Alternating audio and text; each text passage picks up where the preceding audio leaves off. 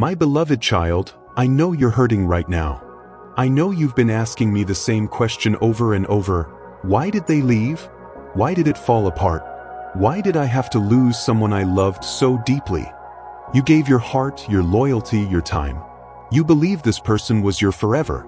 And now you're sitting in silence, wondering what went wrong, wondering if it was your fault, questioning if love is even real anymore. But listen closely, my child. I removed them for a reason. Not because I wanted to break you, but because I wanted to protect you. What you saw as rejection was actually redirection. I saw what you couldn't see. I heard conversations behind closed doors. I saw the parts of their heart that weren't ready to love you the way you deserve. I saw how much you were shrinking just to be enough for them. And though it broke your heart, I had to step in, because you were settling for less than the love I created you for. In John 15 verse 2, my word says, "He cuts off every branch in me that bears no fruit, while every branch that does bear fruit he prunes so that it will be even more fruitful." Sometimes, my pruning looks like loss. It feels like pain, but it leads to purpose. I don't take anything away unless I plan to replace it with something better, something divine, something whole. You see, love isn't supposed to make you question your worth. It isn't supposed to leave you feeling anxious, exhausted, or insecure. Love is patient. Love is kind. Love is honest. And if someone couldn't give you that, then their absence is a gift in disguise, because your peace is more precious to me than your temporary comfort. There's a young man in Michigan who once believed he met the one. They had plans, dreams, promises. But behind closed doors, it was emotional chaos. Still, he stayed, afraid of being alone, afraid of starting over. When she left, he thought his life was over. But in that empty space, he finally found me. He discovered a version of himself he had forgotten. He built his faith, healed his wounds, and became the man he was meant to be. Today, he's married to someone who honors his soul, not just his presence. And he tells others, "If God hadn't let her leave, I never would have found my purpose." My child, this heartbreak is not the end of your story, it's the beginning of your healing. I'm teaching you how to let go of what was never truly yours, so I can give you what was always meant to be. You are not behind. You are not broken. You are becoming. You're growing into someone who will never again settle for halfway love. Someone who knows their worth. Someone who walks in peace instead of pain. In Isaiah 43 verse 19 I say, "Behold, I am doing a new thing. Now it springs forth. Do you not perceive it?" The chapter you thought was your whole book was just a page. Let me turn it. Let me write something new. You don't have to understand everything right now. You just need to trust that what I removed wasn't meant to stay. Maybe you thought they were your answered prayer. But what if I was saving you for something greater? What if I was protecting your heart from years of silent suffering? What if their exit was my way of clearing the path so you could finally hear my voice? I never left you in your pain. I've been with you in every silent night, every tear-stained pillow, every whispered prayer. And while they left, I stayed. While they gave up on you, I kept holding you. Because my love doesn't walk away. One day, you'll thank me for this heartbreak. One day, you'll understand why it had to end. And when the right person arrives, someone who brings peace, not confusion, someone who reflects the way I love you, you'll look back and realize, God really does remove people for a reason. So for now, let go. Let yourself grieve. Let yourself heal. But don't you dare believe this is where the story ends. What I have planned is greater than what you lost. You're not being punished. You're being prepared. And soon, you'll see why I had to make room in your heart for something far more beautiful than what you thought you needed. I know letting go feels like the hardest thing in the world. I know you wanted it to work. You prayed for it, waited for it, believed in it. You saw forever with them while they saw an exit. That kind of pain cuts deep, the kind that no one else sees. You may be going to work, posting on social media, smiling when people ask if you're okay, but deep down, you're carrying grief that doesn't have a funeral. And that's the kind of heartbreak I specialize in healing. My child, you don't have to pretend with me. I'm not looking for your strength, I'm offering you mine. You can collapse into my arms when the weight is too much. You can cry out when you don't understand. I'm not afraid of your questions or your brokenness.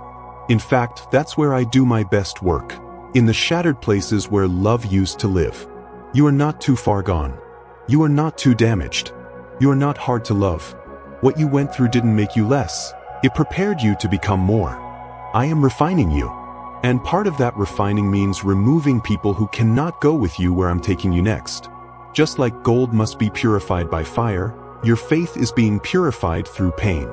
In 1 Peter 1 verses 6 to 7, my word says, "Though now for a little while you may have had to suffer grief in all kinds of trials, these have come so that the proven genuineness of your faith, of greater worth than gold, may result in praise, glory, and honor when Jesus Christ is revealed."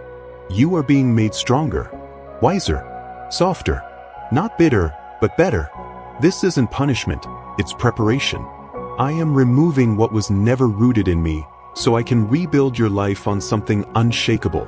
You see, the world tells you to move on quickly, to distract yourself, to numb the pain. But I am calling you to move inward, to face the wound, not avoid it. Because healing doesn't come through avoidance. Healing comes through surrender. And when you finally surrender that relationship, that pain, that fear of being alone, you'll hear my voice again. That still, small voice that reminds you, you are enough. You are not forgotten. You are mine.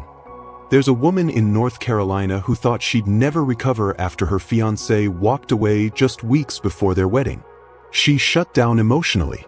But in her quiet place of pain, she opened a Bible for the first time in years. She began journaling her prayers. Slowly, she felt me pulling her back, not just to healing but to purpose.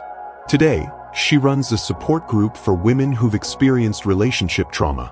Her greatest wound became her greatest ministry. And that's what I can do with your pain, if you give it to me. You may not see it now, but I'm making all things new. What felt like the end was actually me turning the page. I haven't abandoned you. I've been writing your story with eternal purpose. And when you finally see the full picture, when the puzzle pieces start to fit, you'll whisper, "Now I understand why you let them go." Because not everyone is meant to stay. Some people were lessons, not lifetimes. And I love you too much to let temporary people take up permanent space in your heart. So breathe, child.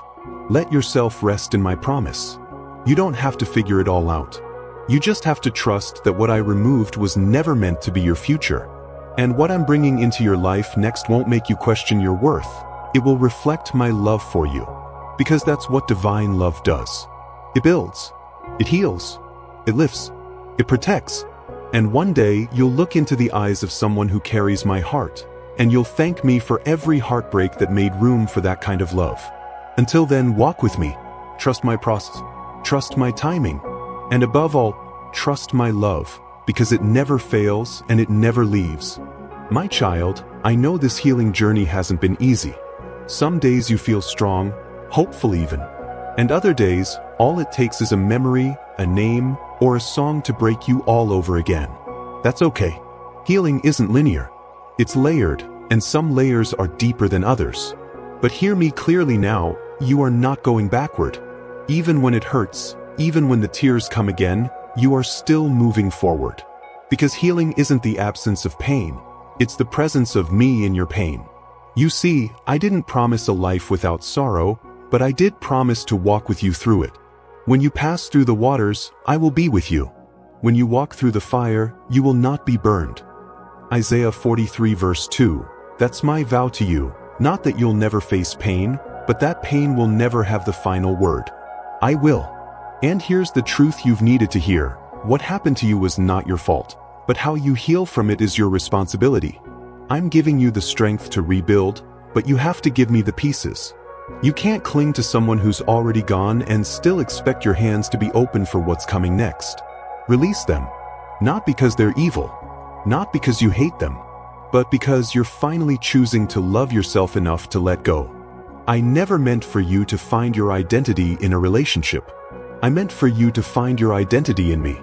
And I want you to get back to that place. The place where you remember who you are, not in someone else's reflection, but in my image. You are fearfully and wonderfully made. You are chosen. You are seen. You are mine. Let me take you deeper now. Think back to all the nights you cried alone, all the times you begged for closure, all the moments you were ready to give up. You didn't think you'd make it through. But here you are, still standing, still breathing, still searching for truth. That's not by accident. That's evidence of my hand on your life. You may not see it yet, but you're becoming the healed version of yourself you once dreamed of. You're learning to smile without pretending.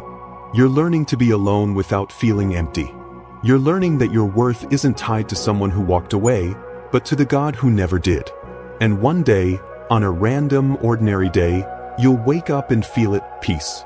Not because the past didn't happen, but because it no longer controls you. You'll realize you survived the worst days of your life. And then, someone will walk into your story. They won't fill a void, they'll reflect your wholeness. They won't complete you, they'll complement you. You won't have to chase them, beg for their love, or question their intentions. Because what is sent by me will bring peace, not confusion, love not pain, growth not doubt. Until then, keep healing, keep rising, keep walking with me. Every step, I am with you. Every prayer, I hear you. Every scar, I see, and I'm turning each one into something sacred. Because I am the God who brings beauty from ashes, who turns mourning into dancing, and who writes stories no human could ever imagine. And trust me, child, your story is far from over. My child, I know you've asked, but how do I move on when I was never given closure? Closure is not always found in an apology. Sometimes, it's found in acceptance, in the quiet realization that even if they never say they're sorry, you still have the right to heal. You still have the right to forgive, not for them, but for you. Because I don't want that pain poisoning your peace any longer. Forgiveness doesn't mean what they did was okay. It means you're choosing not to carry the weight of it anymore. You're choosing to live free. You're choosing to protect the future I'm preparing for you. When you release resentment, you create space for restoration. Not with them, but within yourself. You see, the enemy would love nothing more than for you to stay bitter, closed off, and afraid to love again. But bitterness builds walls I never designed you to live behind. My spirit builds boundaries, not walls. Boundaries rooted in wisdom, not fear. You are still capable of love. You are still worthy of it. And when the time is right, I will send someone who doesn't tear down your boundaries, but gently stands beside them, helping you feel safe again. But first, I want you to love yourself the way I love you. Look in the mirror and see what I see. A masterpiece in progress. A survivor. A soul that kept believing in light even when the world went dark. Stop criticizing your scars. They are sacred. They are signs that the wound didn't win. They are proof that I was with you in every moment you thought you were alone. My child, the reason you feel so deeply is because you were made in my image. You weren't made to be numb. You were made to feel, to give, to love, to forgive, and most of all, to rise. And I promise you, you will rise. Not the same, but stronger, wiser, more in tune with my voice. You won't trust everyone so easily, but you will trust me more deeply. And that's where healing begins. Romans 5 verses 3-5 says, "We glory in our sufferings, because suffering produces perseverance. Perseverance, character, and character, hope. And hope does not put us to shame." That hope you feel rising in your chest right now, it's not false. It's faith. Faith that this pain is not wasted. Faith that love still exists. Faith that your heart, even if it's been shattered, is still capable of beating for something greater. Let me remind you again, the people I remove are never greater than the peace I give. And when I take someone out of your life, it's not a sign that you've lost everything. It's a sign that I'm about to restore you in ways you never imagined. One day, you'll sit in the sunlight, laughter in your lungs, no longer weighed down by what could have been, and you'll feel joy again. Not the kind that fades when the room empties, but the kind that stays even when you're alone. That's the joy I give, the kind rooted in me. So rest in that. Rest in my promise. Rest in my arms. You're not falling apart, you're falling into place. Let me build you again. Let me shape you again. Not into who you used to be, but into who you were always meant to become. Red Heart, if this message washed over your heart like a wave of peace, write, "God is rebuilding me" in the comments. Share this with someone stuck in silent pain. Subscribe and stay close, for the journey of healing isn't one you need to walk alone. God is walking you home.